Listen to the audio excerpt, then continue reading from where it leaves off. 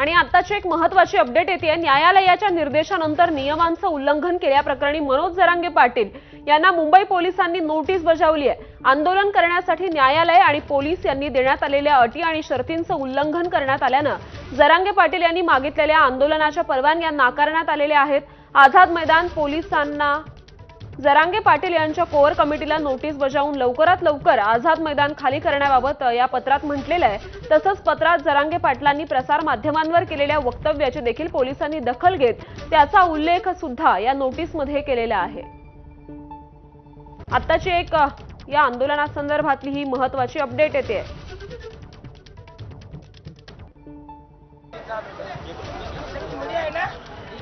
आणि या संदर्भात अधिक अपडेट्स येत आहेत आपले प्रतिनिधी सूरज सावंत। सूरज,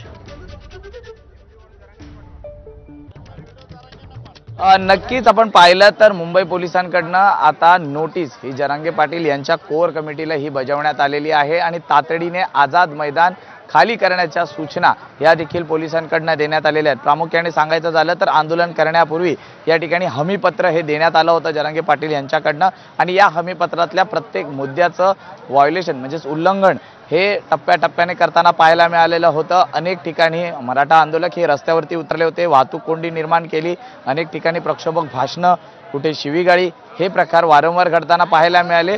तर दुसरीकडे म्हणजे त्या पत्रात जरांगे पाटील यांनी माध्यमांसमोर एकूणच इथल्या मुंबईतल्या परिस्थितीबाबत अनेक धमकीवजा इशारा हा देखील देण्यात आला होता आणि ह्या सगळ्याचे गोष्टींचे पुरावे हे सरकारकडनं न्यायालयात देखील सादर केलेले आहेत। न्यायालयाच्या निर्देशानंतर आता मुंबई पोलिसांनी जरांगे पाटील आणि त्यांच्या कोअर कमिटीला या ठिकाणी नोटीस बजावलेली आहे आणि या नोटीसीमधनं प्रामुख्याने आंदोलन हाताबाहेर जे जात आहे या अनुषंगाने नियमांचं उल्लंघन केलं जात आहे आणि त्यामुळेच कुठेतरी आपण मागितलेल्या इतर सर्व परवानग्या या नाकारण्यात आलेल्या आहेत। इतकंच काय तर आपल्या दिलेली जी तारीख होती ती 29 होती आणि त्यापुढे कुठलीही मुदतवाढ मुंबई पोलिसांकडनं आंदोलनाला देण्यात आलेली नाहीये आणि त्यामुळेच लवकरात लवकर आझाद मैदान खाली करण्याच्या सूचना या मुंबई पोलिसांकडनं देण्यात आलेल्या आहेत। एकूणच आज ही परिस्थिती आपण पाहिली तरी नियंत्रणात जरी असली, वाहतूक पूर्ववत होत असली न्यायालयाच्या सूचनेनुसार, मात्र आंदोलक आजही त्या ठिकाणी आहेत। कुठेतरी उल्लंघन नियमांच्या अटींचं शर्तींचं होताना पाहायला मिळाले असता या ठिकाणी आता मुंबई पोलिसांकडनं न्यायालयाच्या निर्देशानंतर हे पाऊल उचललेलं पाहायला मिळतंय। बरं सूरज, ही नोटीस साधारणतः कधी बजावण्यात आली आहे, कधी त्यांच्यापर्यंत पोहोचली आहे आणि जर याला वेळ झाला असेल तर त्यानंतर सध्या आंदोलनाची परिस्थिती नेमकी काय आहे, मराठा आंदोलकांकडून काय भूमिका घेतली जाते? खरं तर काल न्यायालयाच्या सूचना आल्यानंतर न्यायालयाने या एकूणच आंदोलनावरती प्रश्न उपस्थित केला होता। ज्या पद्धतीने आंदोलनाची रूपरेषा सांगण्यात आलेली होती, मात्र त्याहून पलीकडे या सगळ्या गोष्टी घडलेल्या आहेत। अनेक ठिकाणी आंदोलक जे आहेत ते मोठ्या प्रमाणात रस्ता रोको करताना पाहायला मिळाले। सर्वसामान्यांना याचा झालेला त्रास हा देखील त्यामध्ये निरीक्षणादरम्यान नोंदवण्यात आला होता।